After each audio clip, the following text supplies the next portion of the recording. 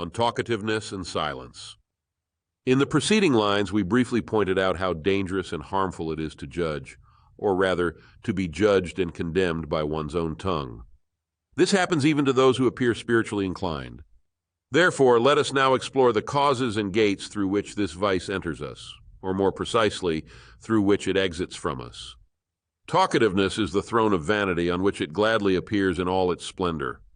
Talkativeness is a sign of ignorance, a gate of gossip, a leader of mockery, a servant of lies, a resolution of humility, a summoner of sorrow, a harbinger of sleep, distraction of thoughts, loss of caution, cooling of warmth, darkening of prayer.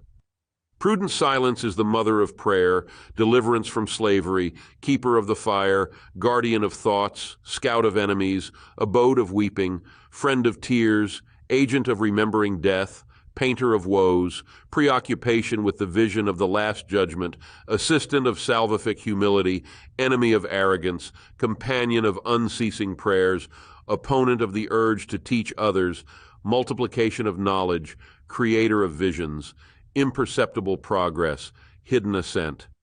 The one who has recognized his sins has also mastered his tongue, and the one who talks a lot still does not know himself as he should.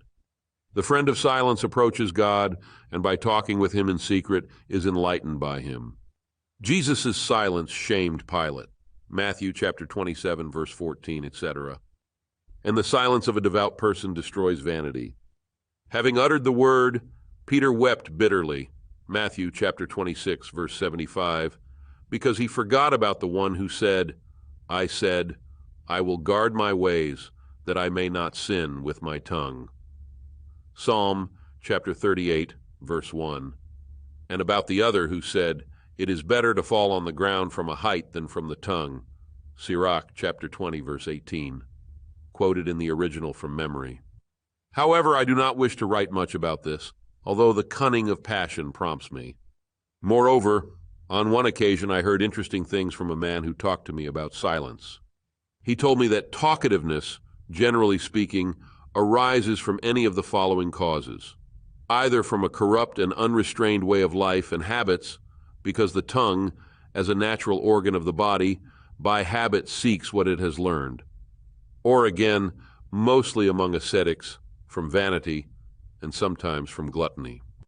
Therefore, often many who control their stomach by force and weakness also control their tongue and verbosity. Whoever thinks of death has stopped talking, and he who has acquired spiritual weeping flees from talkativeness as from fire. The one who has fallen in love with unceasing prayer has closed his mouth, and the one who likes to wander is driven out of his cell by passion. Whoever has sensed the scent of the heavenly fire avoids crowds of people like bees flee from smoke. For just as smoke drives away the bee, so does he not tolerate a large gathering of people. There are few who can stop water without a dam. Even fewer are those who can tame an unrestrained mouth. The one who has reached the 11th step has with one stroke cut off many evils.